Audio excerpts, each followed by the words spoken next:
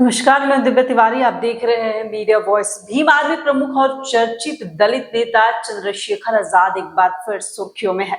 इस बार किसी राजनीतिक आंदोलन या चुनावी रणनीति को लेकर नहीं है, बल्कि दलित महिलाओं द्वारा लगाए गए यौन शोषण जैसे गंभीर आरोपों को लेकर वो चर्चा में है। और आजाद समाज पार्टी के मुखिया चंद्रशेखर आजाद की मुश्किलें और अब बढ़ गई है। इंदौर की PhD scholar doctor Rohini Ghavri ने उनके खिलाफ राष्ट्रीय महिला आयोग में शिकायत दर्ज करा दी है। लंबे समय से चंद्रशेखर आजाद पर गंभीर आरोप लगाने वाली रोहिणी ने अब इस मामले को कानूनी लड़ाई में बदलने का ऐलान किया है। डॉक्टर रोहिणी घावरी ने इस संबंध में जानकारी देते हुए कहा कि आज से कानूनी लड़ाई की शुरुआत हो चुकी है। PhD scholar doctor Rohini Ghavri ने महिला आयोग में दर्ज शिकायत की रसीद सोशल मीडिया प्लेटफॉर्म एक्स पर साझा की है। डॉक्टर रोहिणी ने बताया है कि आज से कानूनी लड़ाई की शुरुआत हो चुकी है। सच सामने आकर रहेगा। मैं अपने स्वाभिमान सम्मान के लिए लड़ूंगी, पीछे नहीं हटूंगी। सत्यमेव जयते। वही इस मामले पर डॉक्टर रोहिणी लगातार मुद्दा उठा रही है। डॉक्टर रोहिणी घावरी का आरोप है कि चंद्रशेखर आजाद ने उनसे निजी रिश्ता रखा, लेकिन अपनी शादी की बात छिपाई। उनका दावा है कि न केवल उन्होंने बल्कि कई अन्य लड़कियों को भी चंद्रशेखर ने धोखा दिया है और भावनात्मक शोषण किया है।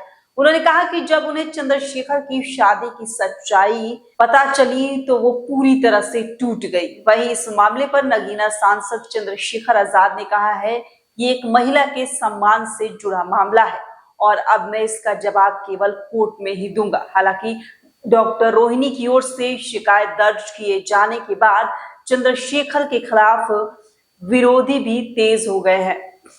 वहीं डॉक्टर रोहिणी घावरी लगातार चंद्रशेखर आजाद के खिलाफ हमला बोलती रही हैं।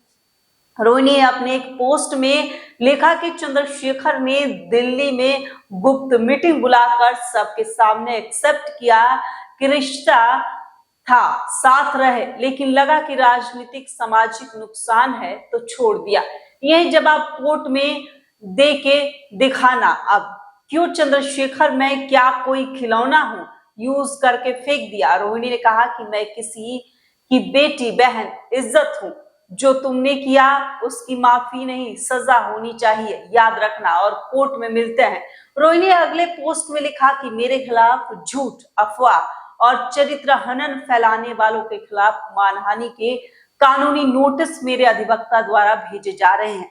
रोहिणी ने बताया कि कोई मुझे भाजपा या अन्य किसी पार्टी का एजेंट बता रहा है, तो कोई कह रहा है कि मैं विरोधी लोगों से मिली हूं, कोई कह रहा है कि मैं बहुजन मिशन को कमजोर करना चाहती हूं।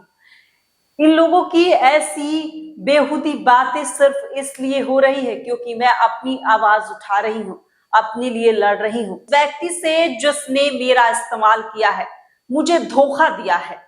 बताया जा रहा है कि कुछ पीड़ित महिलाओं ने चंद्रशेखर आजाद पर मानसिक, शारीरिक और यौन उत्पीड़न के आरोप लगाए हैं। उनके पास इस संबंध में ऑडियो रिकॉर्डिंग, चैट्स और वीडियो क्लिप जैसे प्राथमिक सबूत भी मौजूद है। हालांकि अभी तक इन सबूतों की स्वतंत्र पुष्टि नहीं हो पाई है। सबसे बड़ा सवाल ये है कि मुख्य धारा की मीडिया क्यों चुप है।